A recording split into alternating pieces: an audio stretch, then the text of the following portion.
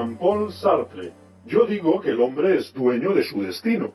Casi siempre, vaya, a menos que se encuentre un oso en mitad del camino. Quien dice un oso, dice una hipoteca. También digo que estamos condenados a ser libres.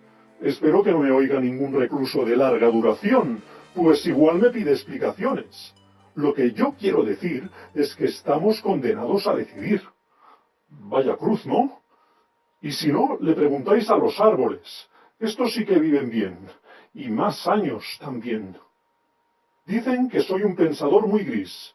Igual es porque las fotos me las hago en blanco y negro, que son más baratas.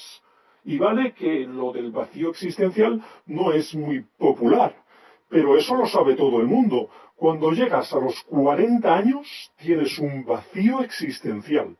Aunque hay gente que tiene este cacao mental toda la vida. Pero que quede claro que este concepto nace de mi impregnación en la vida multicolor.